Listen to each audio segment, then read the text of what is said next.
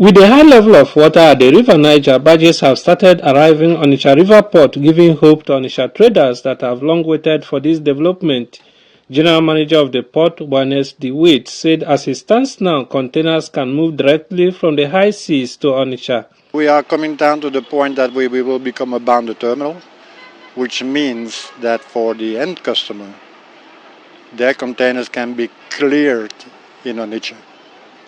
You will have the opportunity to export from Onitsha straight to the major seaports all around the world. He noted that with continuous and maintenance dredging of the river, the port will remain operational all year round, delivering over 600,000 containers in a year.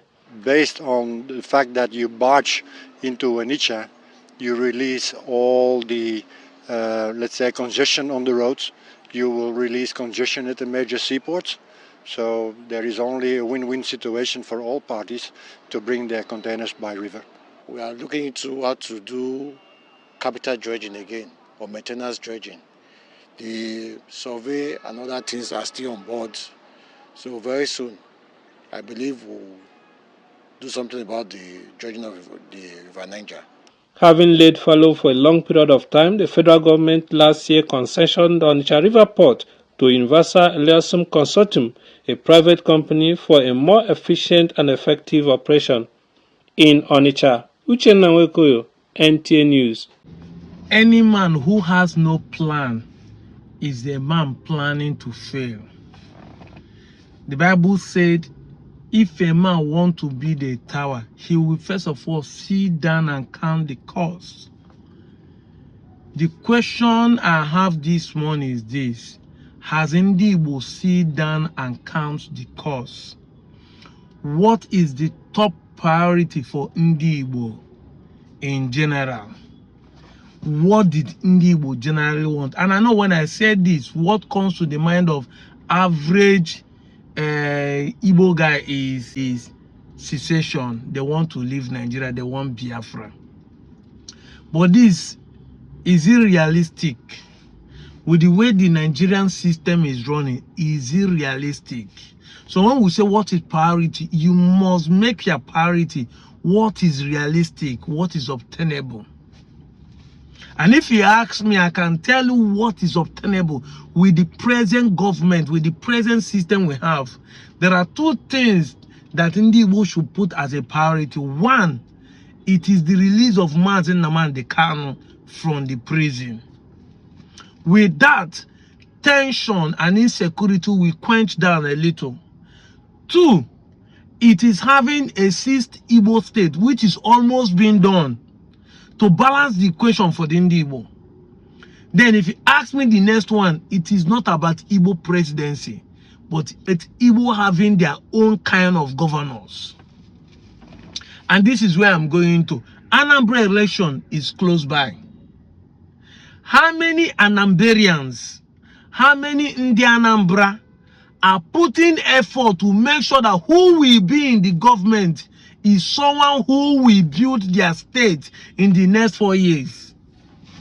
That is where he is. You come and say Anambra is insecure, this one is happening, this one is happening. How many of you are putting interest in the next election coming in?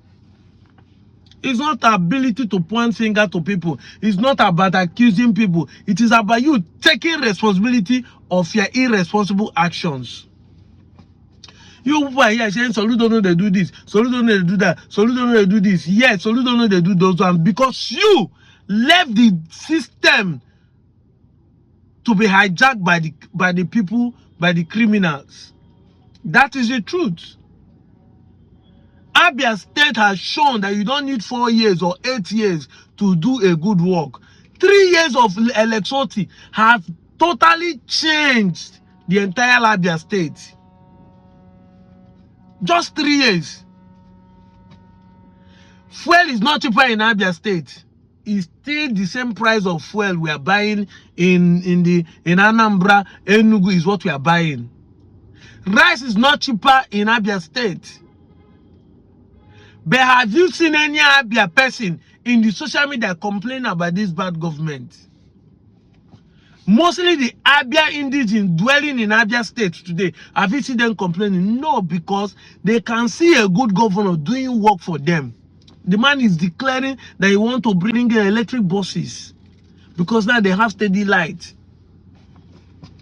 All the time people are saying Peter B want 4 years, this I want to do 4 years. It is not about the years, it's about who will rule you well. I've said it time without number. That quote, they say a tree cannot make a forest, is true. But human being can make a change. One human being can make a change. If you are complaining about Nigeria today, all of you point fingers to one man, Tinubu.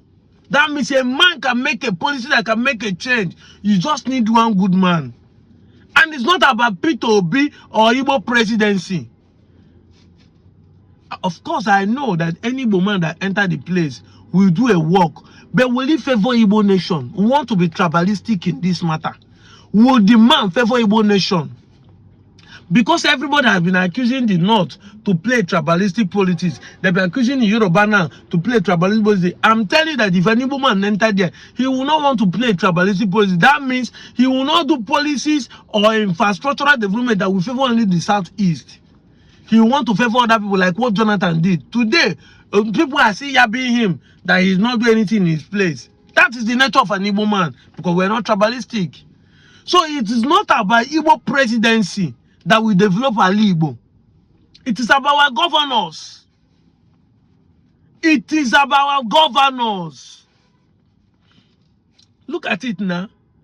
I mean 770 something billion for only Lagos State. But the whole of Southeast are having 100 and something billion for developmental projects.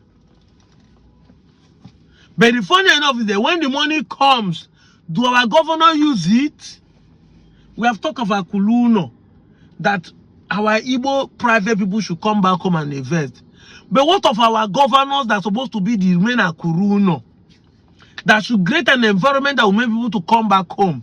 When you are complaining of insecurity, it is the duty of the state governor, executive governor, and the chief commander of the state to make security available for people to come and invest, which is what Abia is showing you. Yes, we know that Peter Mba is working in Enugu. See the beauty we're experiencing in Cross River. Somebody did it as of 1999 to 2007. Donald Duke. People are talking of Akwa Ibom today. You might not like Akwa Ibom, but what he did is what Akwa Ibom is enjoying. If we have a good governor who can build one of the states to look like Cross River, put a policy that will last forever, like what Lesotho is doing now, that is all we need. That people can come back home and invest. Is insecurity in Cross River? No. Am I saying there's no thief there? No, there are. But it's not something that threatens the life of the people. Is fuel cheaper in Cross River? No. This is what we are talking about. The priority of the Igbo man is to come back home and be involved in local politics. That should be a priority. Involved in local politics. God does not give anybody governor or president. God does not appoint anybody politically. They define it as government of the people, by the people, for the people. It is not God that appoints anybody to lead you. Naturally, woman does not want anybody to lead him. We are free birds. So when did you want to say that God appoint people? Religion has brainwashed us not to know the true definition of things. And they say if things are not properly defined, abuse is inevitable. We are abusing government. Government is not dirty. I've explained it many times. It's not a dirty game. Every house has a knife. If you use a knife to cut yourself, doesn't mean that the knife is a weapon. It is a kitchen utensils.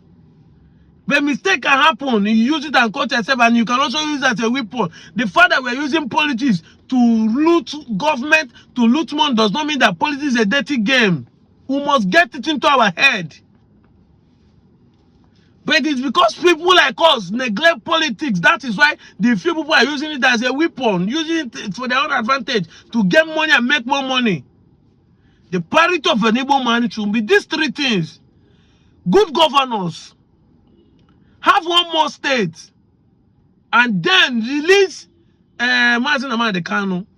That should be a priority. You want security to be in your place, you have to have a good governor. You want infrastructure development, you have to have a good governor. Who has vision? Who has the people in mind? That should be a priority, not the presidency. Who president help?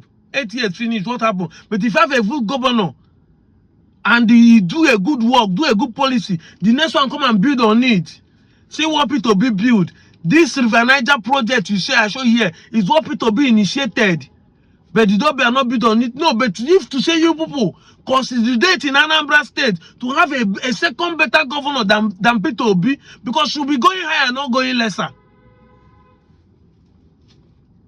You are complaining you don't have support, you don't have support. The project is here, but nobody is going to champion it. Anambarians, your election is at hand. What are you doing about it? I won't talk more than this, so I'm out of here, Joe.